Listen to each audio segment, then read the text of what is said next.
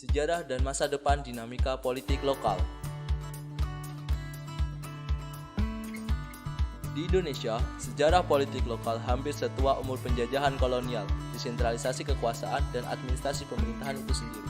Sejarah politik lokal di Indonesia bermula tahun 1903 pada penjajahan kolonial Belanda, 1943 penjajahan kolonial Jepang, pada tahun 1945 pasca kemerdekaan, tahun 1948 Republik Indonesia Serikat, tahun 1950 demokrasi parlementer, 1959 demokrasi terpimpin, dan tahun 1965 pada Orde Baru, dan tahun 1999 hingga sekarang pasca Orde Baru.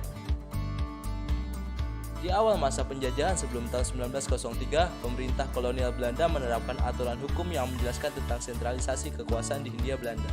Pada masa pendudukan kolonial Jepang, daerah bekas jajahan Belanda terbagi menjadi 3 komando.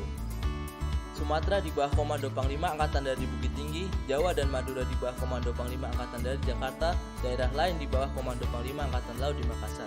Selanjutnya, pola pemerintahan pada masa tahun 1943, kekuasaan menjadi sentralistis dipulihkan kembali, dengan kekuasaan berada pada Gubernur Jenderal.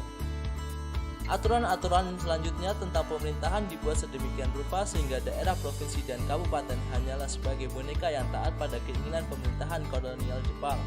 Setelah Indonesia mendapat kemerdekaannya pada tahun 1945, Belanda yang terusir dari bumi Hindia Belanda karena kekalahannya melawan Jepang berusaha merebut kembali kekuasaannya di Indonesia.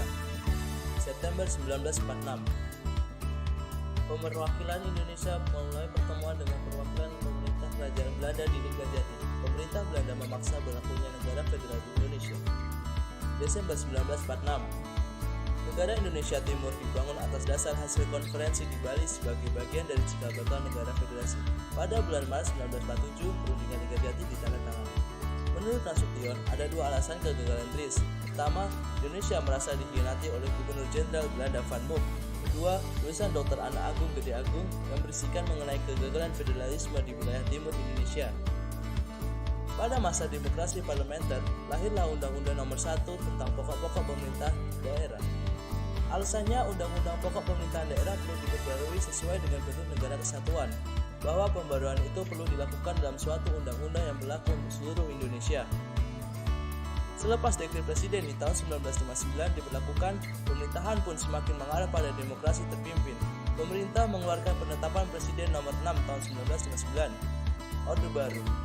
Pada masa pemerintahan Orde Baru, lahirlah Undang-Undang Nomor 5 tahun 1974 di mana semangat sentralisasi pemerintah justru semakin menggebu-gebu. Undang-undang tersebut memainkan peranan penting dalam